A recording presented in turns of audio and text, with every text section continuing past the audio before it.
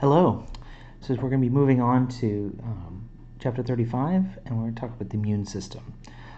There's a couple of different things we're going to talk about. First one is the two types. One is the innate immune system. This is the first line of defense in your body, and then the adaptive one, which is the one most people know about, right? So it is the one that actually makes the antibodies. And also we'll talk about how we learn about your body learns what is this self versus non-self.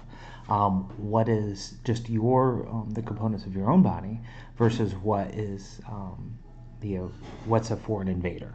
And your body actually has to learn how to do that.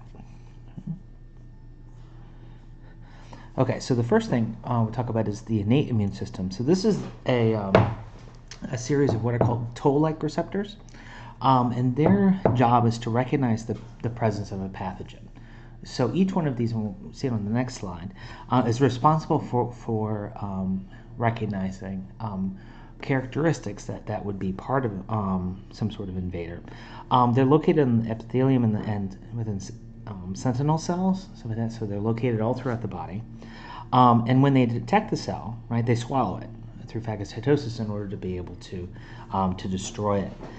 It's a quick invasion force to be able to try to curtail an infection before it really gets a foothold. And so the idea is to stop it quickly. So the way these works is there's these pathogen-associated patterns, molecular patterns, and each one of these TLRs is looking for them. So 1 and 2 are looking for these lipoproteins that could be on here. Double-stranded RNA is not something you see in the in our body. So it's probably associated with a virus. So things like the flagellin. We don't have flagella in our cells. So it's looking for bacteria. Single-stranded RNA. Again, that's going to be probably the presence of a virus. So it's keeping an eye open for those in order to be able to find them quickly. It's not a perfect system, because the pathogens are able to slip by through different means, but it works pretty well. It can also sometimes get false positives. So this is what gets turned on when you have hay fever, and so it says, hey, something like that. So the adaptive immune system, this is the more complicated of the two, because this is the one that actually produces the antibodies, these immunoglobulins, that mark the invader for destruction, okay, to be able to say, okay, here is the invader, please destroy it, okay? And so what they do is these antibodies, they're secreted by B lymphocytes, or B cells. So the B stands for bursis, because they look like the bursis cells in birds and stuff like that. So and there's specific epitopes at the ends of the arms that bind to the invader, and each invader is going to have their own specific version. They're one that will bind specifically to them. What actually generates the response is what's called an antigen, and that stands for an antibody generating agent. Something like that. So it's antibody generating. And that those are what's responsible for actually getting the response. Don't mind the dog. There's two different types. So the humoral one, the antibodies, and then there's a cellular immune response, and this one is actually designed to be able to detect infected cells. So once the cells have been deemed to be infected, then then the cell gets destroyed. Okay. So the antibody structure, the general immunoglobulin structure, so this is IgG, so for the immunoglobulin G. So they have this general motif of having these two heavy chains here in blue, and then the two light chains, and the chains are held together through disulfide bonds. Okay, so it's not, but they have this general sort of Y structure to them. And so there's two parts. So if you add papain to cleave, it'll end up cleaving right there, and you get not only you snip this side, but you also snip that side. And you get what are called the FAB. This is the AB stands for antigen binding. So the antigens will actually bind here and here at these ends. And then the FC region, it's not just ABC. The C stands for crystallizable, because this is not variable. So this was the part that was initially able to get an extra crystal structure. It was much later that they were able to get the whole antibody. Okay, so there's a bunch of different classes of these. Not only and presumably these are the ones that are found in order. So G, A, M, D, E, and we'll talk about the roles of each of these. But they all have the same general structure to them. Okay. It's just the inside. There's slightly different. They have slightly different heavy chains, and either the kappa or the lambda light chains. Like that. So IgM. These are the ones. These are the initial response antigens. They serve as they're arranged in a pentamer. Of 5 IgMs. Right here, and they are designed to get a really tight grip. They're also on the surface of the B cell to be able to say, hey, this is we're going to be able to activate this, activate the response. So in the mucus, so the IgA, right? So our skin actually is a really good barrier for the to prevent infections. But there are times when we have to have openings, and the tear ducts, mucus, and saliva, from your mouth or your nose or your eyes, those do mark places where infections could get in, and so the IgAs are designed to sit in there. They're actually a dimer, sort of hit tail to tail, to stop the infection from entering the body. IgD, we don't know what that does. We think it works. Yes, it seems to work the basophils, and it's part of the parasite response. The IgE, again, it also assists with parasites, right? So certainly, before we had, sort of the cleanliness that we do now, parasites were a big issue if things were not properly cooked or properly stored. So we would often have parasites. So there's so we get a pretty big. So being able to get rid of those is incredibly important within the system. These are responsible for. This is what gets triggered. When we have an allergic reaction. So they release histamine, which increases mucus flow. So they dilate the space around the cells so that more fluid can get to it. More fluid means if there's more fluid, that means there's more white blood cells that can get to it. So antibody specificity. So it turns out that it's there's a variable and there's a constant region. So this part right in here. These are all, and then I guess you can include that as well. These are all constant regions. It's right in here and here where there's variable. And you can see, the variability, there's these 3 sections on each one of these ends that has the variability, and they look like they're spaced far away. But if you with the fold, right, they're right. Again, don't mind the dog. A beta sandwich, and in here there's these hypervariable regions, these loops, this loop here and there and there. These are also what are called complementary determining regions, and so these regions are where they actually come in and bind to the parasite or the pathogen. The variable structure, right? So you're going to have 3 from each loop, from the heavy and the light chain, so you can get a total of 6. 6 loops that can bind to the pathogen. So if you have a small molecule that you're going to bind to, you may only interact with 2 or 3 of these loops. But if you're having if you have a protein that you're interacting with, or something larger than that, right, you're going to be interacting with all 6 of those loops. And when you get an antibody response, right?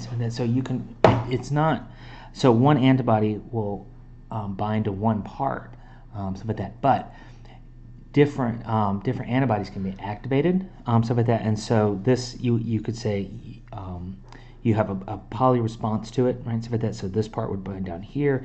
This particular antibody would bind on the side. This bind here would bind over here. So you can mark it not just at one spot, but you can mark it at several different. So it marks at several different spots. So in case there ends up being a mutation, say in this loop here, you can still attack it from over here and mark it for destruction. Okay. So how do we create this diversity, right? So we need to create a bunch of, in order to be able to create a bunch of the different protein regions, right? We need to be able to shuffle around. Again, don't mind the dog. Be able to shuffle around the DNA sequence, which encodes for that protein sequence. And so you have the V genes, which are encoded for the variable regions, and C genes, which are the constant regions, right? They thought long and hard about these. The J regions are the ones the points where you join the V and the C, and then the D is where you get the diversity. Okay, and so you've got these variable regions, stuff like that. And so what you can do is you can do these recombinations and sort of tie it together, sort of different parts. You can get different sections that come together, and then when they unfurl, you can grab a hold of parts of these, something like that. And so you can what ends up happening is you end up mixing and matching, something like that. And so let's say you cut out this section here, and take that away. Then when you pop these things together, you'll be left with say this region. But you can also cut it, say, some other region, things like that. And so you're literally swapping in sections back and forth from these. Okay, and so you've got these variable regions, and you can you end up joining these two. So D and J rejoining, so it'll slice out. Sort of it can move in right here, and then it can randomly chop out part of these, and so you end up with this constant region, the J region, and then the variable region right there. But because it's getting it's done essentially randomly, you can go in and get random loops together, and eventually you'll come up with the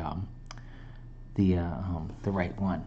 And so the light chain, for the light chain, it's done through RNA splicing, stuff like that. And so how it splices the RNA together, that's going to determine the light chain protein. So if you add all these things up, stuff like that, so there's 51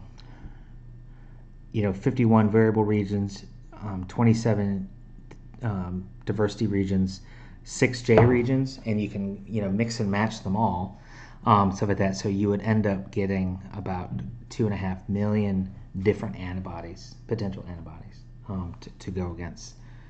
But that so once we have a winner, okay, what happens then?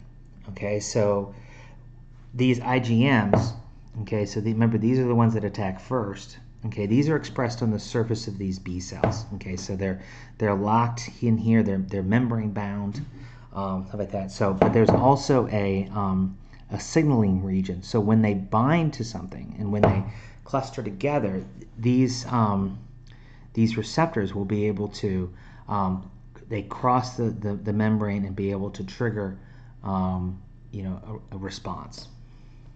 Okay, so B cell activation, once you get an antigen in here, okay, what's going to happen is these IgMs are going to cluster together.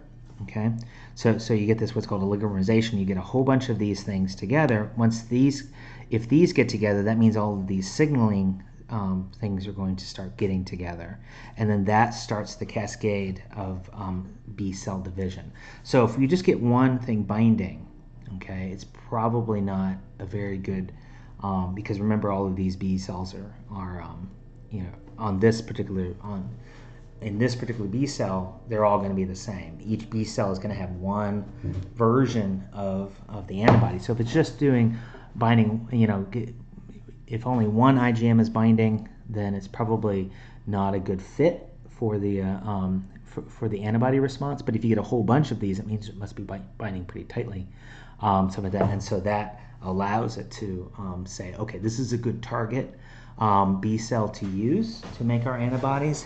And so that's what we'll use this one to start making the antibodies.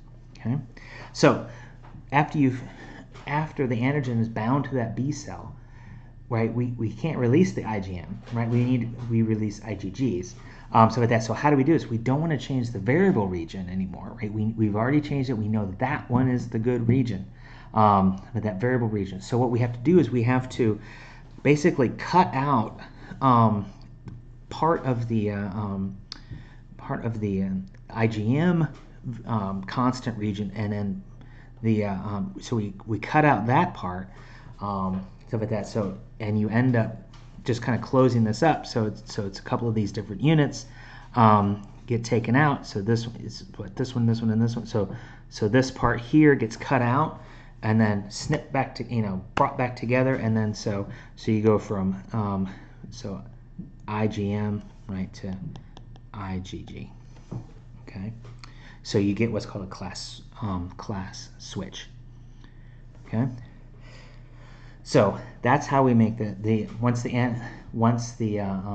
B cell has been activated, it starts transforming. Instead of making IgMs, it starts making these IgGs. The B cells will start proliferating and then releasing these IgG proteins, so like that, to be able to mark the pathogen for destruction. Okay. Now, next part of this is what's called the major histocompatibility complex. So that there's two different versions of this. And these are the first one, the class 1, is to design to tell if a cell has been infected. So cells for the last billion years or whatever have been deathly afraid of being infected by viruses. And so what they do is they will, well, I guess not billion years because you need multicellular organisms, but you know what I'm talking about for this. But what we do is it has to check inside of that cell, are there any viruses in there? And that's what this class 1 does. Okay, it's present on all cells. Okay, and what it does is it takes a little bit of the internal proteins and displays them out on the surface, and then a T cell will come by and scan these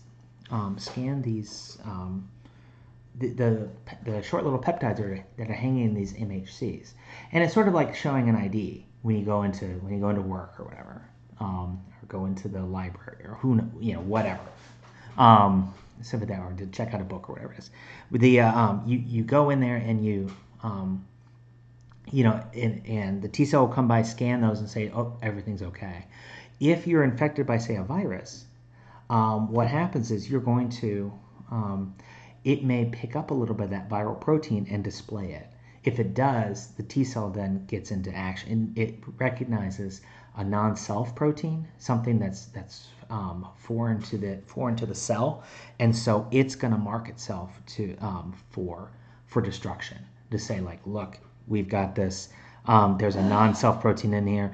The easiest way to do this is just get rid of the cell, send the cell through apoptosis.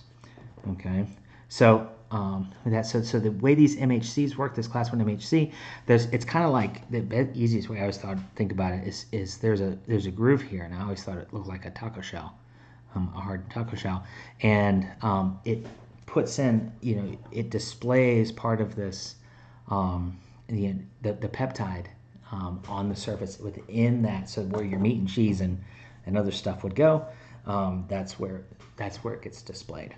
Okay, and then the T cell is going to come by and check it. Okay. So where this groove is, okay, you want where your antigen or that peptide is going to sit. It's going to be hypervariable, right? Because you want different components to be able, of different parts of the cell to be able to get displayed, right? So you're going to have some with maybe a greasier binding pocket, some that have a more positive charge, some that have negative charge, some that have part positive, part negative. So you can look at a bunch of different, so you can display all sorts of types of proteins, right? If it only showed greasy ones, then what would happen is the virus could evolve to be able to just not display those, something like that. And so you need the variability there to be able to look at a host of different viruses, something like that. So the T cells, okay, so these are the T cell receptors, okay, that are on the surface of these T cells.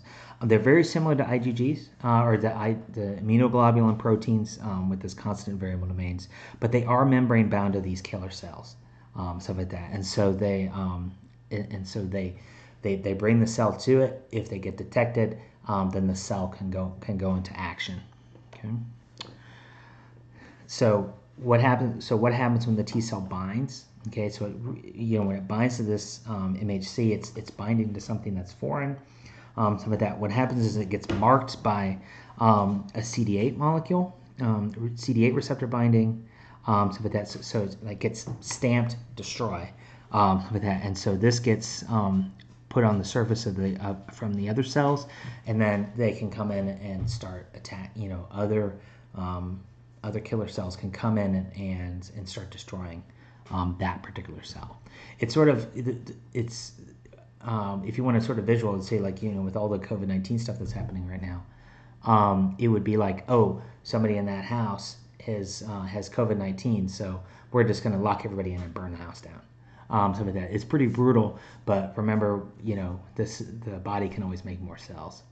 Stuff like that. So, but it's the only way that if you destroy the cell, you're going to destroy the virus particles that are inside of it. So what happens after the T cell activation, the cytotoxic T cell? So it releases perforin, which causes to start to solubilize the plasma membrane.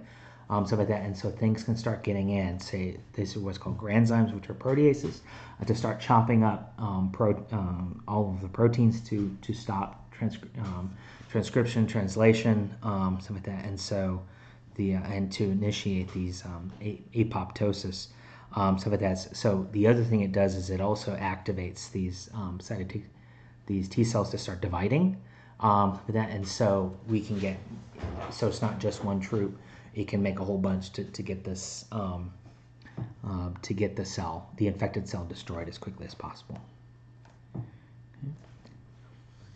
So the class 2, the MHC. So this is, instead of destroying the cell, this part here is going to be looking for pathogens that are floating in the bloodstream, okay, or inside the body. Okay, so their presence on a variety of different antigen-presenting cells, which one type is called dendritic cells, and their job is to scan the outside region. So what they do is they swallow materials as they're floating by.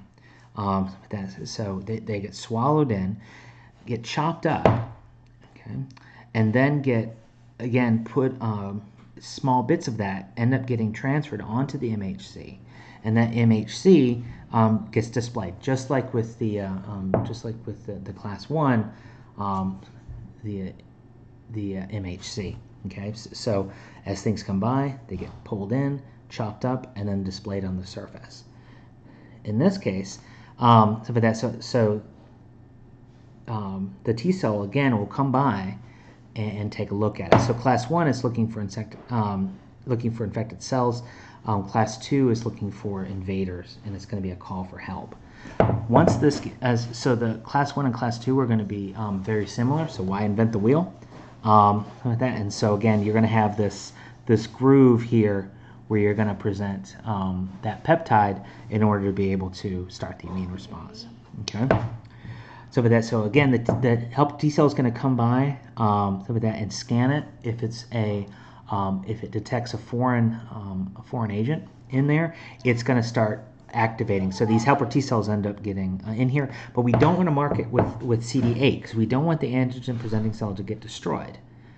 Okay, so because it'd be like killing our own troops, right? And so what it does, it marks it with CD4 instead, so it knows, okay, this is this APC, has detected an agent. Let's go ahead and start making these antibodies. Okay, so the T helper cells end up after that is, instead of marking this for destruction and starting that process, it actually releases these cytokines into in order to be able to cause B cells to start producing the antibody. Okay. So again, so for that, so I don't know why that's there. So for that, so okay, so HIV, so for that, and so one of the things about HIV is that it actually, one of the reasons why we can't, it's so deadly is because we can't clear it, right? It's one of the few viruses, infectious viruses that we know of that we just simply can't clear, right? Polio, measles, things like that. You do eventually clear out of the body. HIV, you don't. And one of that may have we don't know why, so for that. But one of the reasons why HIV is so so deadly is not the virus itself. So the virus itself actually targets the immune system. It actually infects these helper T cells and blows them up. And so you can't actually activate your immune system. Okay, if you don't have helper T cells, you can't stimulate B cell production.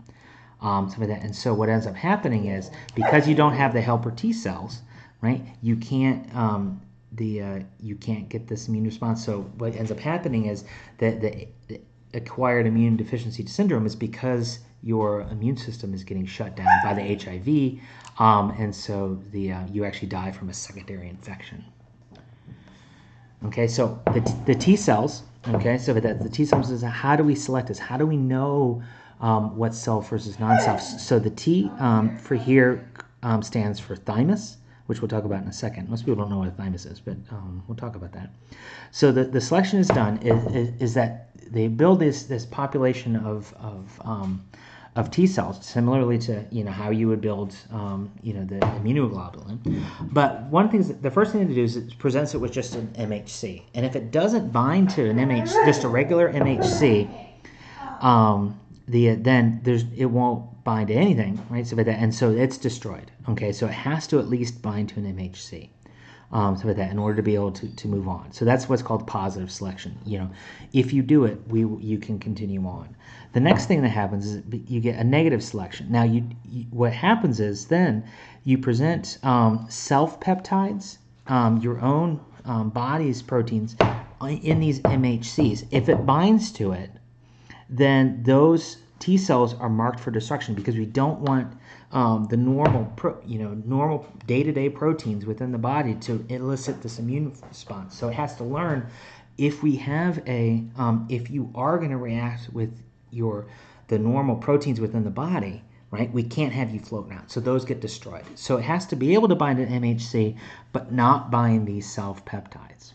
Okay.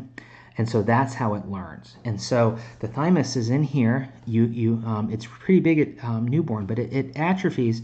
I think you sort of late teens. I think it's pretty much almost completely gone. So one of the things about one of the reasons why the immune systems in babies are so don't work as well is because it's learning how to what's self versus non-self. Stuff like that, and so it has to. So a lot of the immune system can't get up and running until it knows what to do. With that, and so that's one of the reasons for that. Okay, so now if you have autoimmune diseases, with that, so what's happening here is it's a failure to recognize these self-proteins, and it'll attack healthy cells.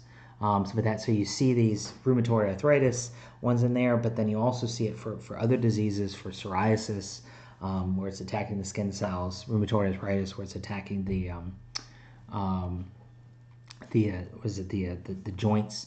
So type 1 diabetes, where it's attacking the islet cells within the pancreas, so that they don't produce insulin. Multiple sclerosis, where it's attacking the myelin sheath on the neurons. So these are all autoimmune diseases that it's activating the immune response to these self proteins.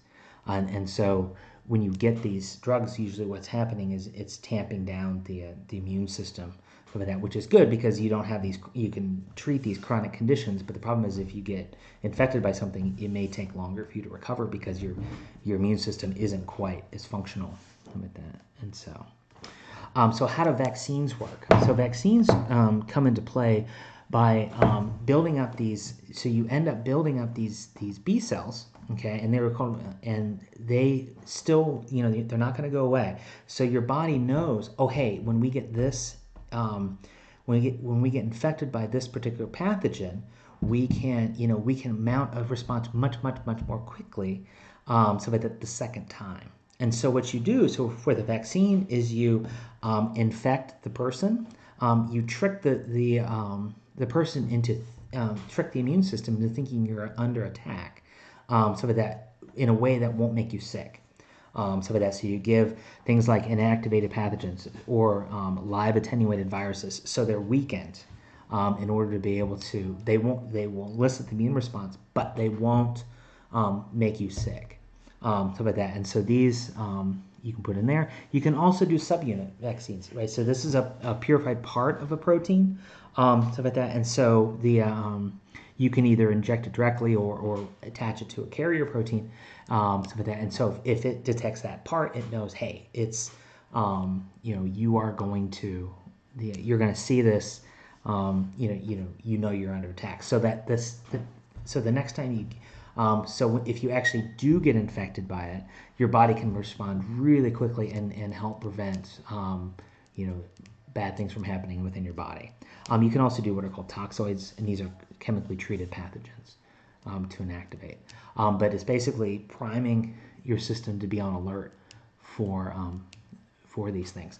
One of the things that measles actually does, and it's really quite a little scary for people that don't get the MMR vaccine, is that measles actually attack attack these B memory cells.